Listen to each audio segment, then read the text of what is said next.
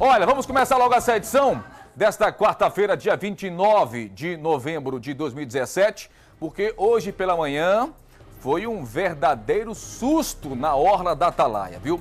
Um incêndio na lavanderia de um hotel deixou os hóspedes bastante assustados. Eles acordaram, pense numa situação, hein? Eles acordaram com um cheiro forte de fumaça. O repórter Ivaldo José fez a reportagem, traz os detalhes pra gente aí. Põe na tela do balanço, meu filho!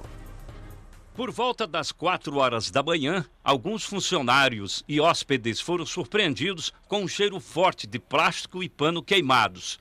Em poucos minutos, toda a lavanderia estava em chamas. O fogo também tomou conta das escadas da saída de emergência. Os hóspedes do bloco onde funcionava a lavanderia ficaram sem alternativa para sair e ocupar as varandas. Somente quando o corpo de bombeiros chegou, foram levados para o andar térreo do hotel. A principal reclamação é de que não houve o alarme com relação ao incêndio e muitos tiveram dificuldades para sair de seus apartamentos. Este gerente disse que pulou 2 muretas para sair do apartamento tomado pela fumaça.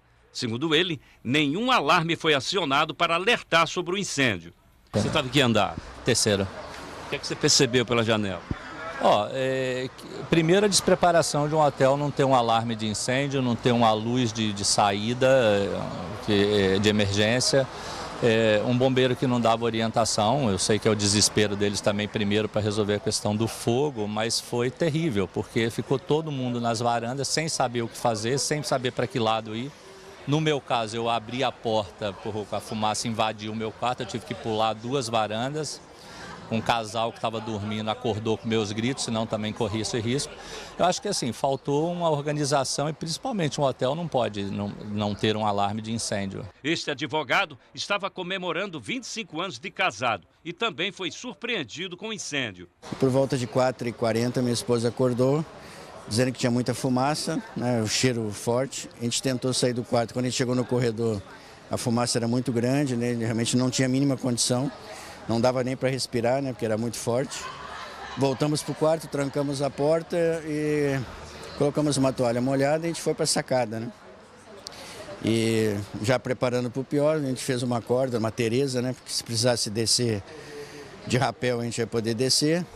E ficamos ali. A gente viu que muitos hóspedes estavam assustados, principalmente um do quarto andar, que a fumaça era muito forte. Queria pular, daí a gente orientou que ele fechasse tudo, se acalmou. Nós só conseguimos sair do quarto depois de 1h30, mais ou menos 1h30, quando a fumaça diminuiu e o bombeiro começou a atacar o fogo lá embaixo. 5 veículos do Corpo de Bombeiros foram utilizados no combate ao fogo. Segundo este major, as chamas começaram na lavanderia. O primeiro combate nosso foi na lavanderia e ficou restrito a esse local também. A gente não sabe qual foi a causa ainda, vai ser uma perícia depois. Muita gente nervosa, tem uns que queriam até pular, né? Porque a fumaça gera um pouco de pânico, né? E não estavam conseguindo descer porque as escadas, elas entupiram muito de fumaça e estava dificultando a descida das pessoas e chegou nos quartos, né? A gerente do hotel não quis gravar entrevista, mas disse que 70 apartamentos estavam ocupados por hóspedes e que ninguém se feriu. Quem optou em continuar hospedado foi transferido para a ala não atingida pelo fogo. O que preocupa realmente a gente é que em nenhum momento houve um alarme de incêndio, um aviso, né, que isso estava acontecendo. Se tivesse tido um alarme no começo, a gente conseguiria ter saído e evacuado o prédio na hora certa, né?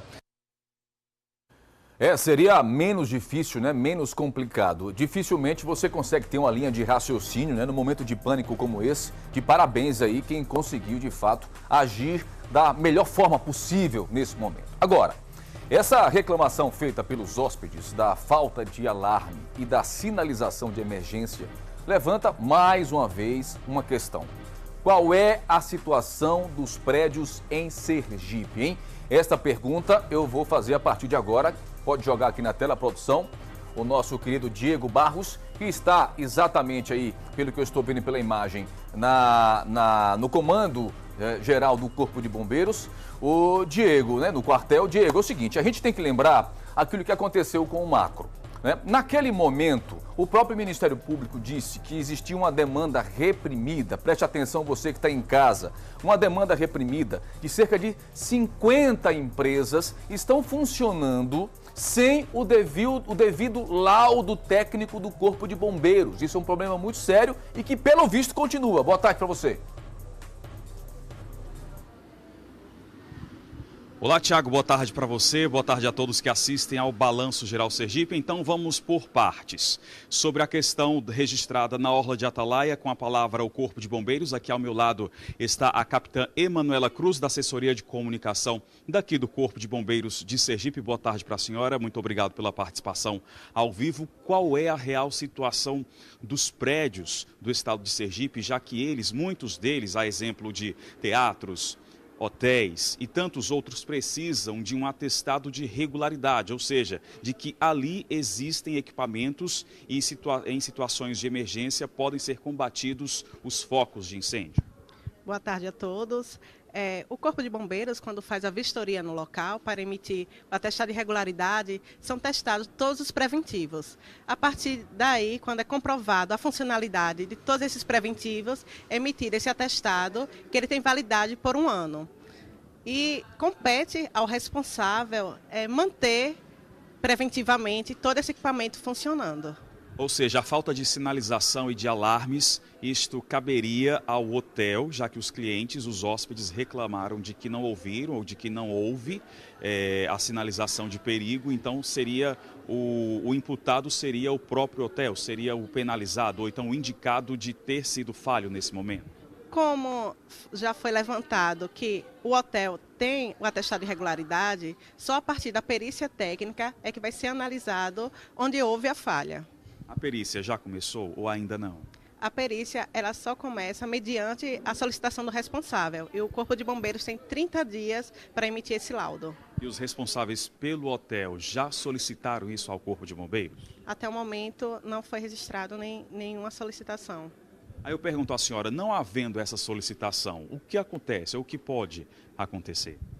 O Corpo de Bombeiros ou até o Ministério Público, dependendo de dar uma resposta à sociedade, o Corpo de Bombeiros pode ir até o local e fazer essa perícia. Mas existe um prazo determinado para que os responsáveis do estabelecimento possam entrar em contato e pedir a perícia do Corpo de Bombeiros?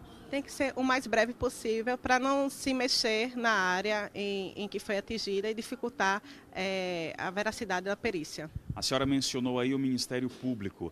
À época do incêndio do supermercado Macro, existia a informação daquele momento de que pelo menos 50 prédios estavam em situações parecidas em que haveriam irregularidades ou que os equipamentos não estariam com manutenções adequadas para esse tipo de incidente que pode acontecer, né? Podem acontecer a qualquer momento.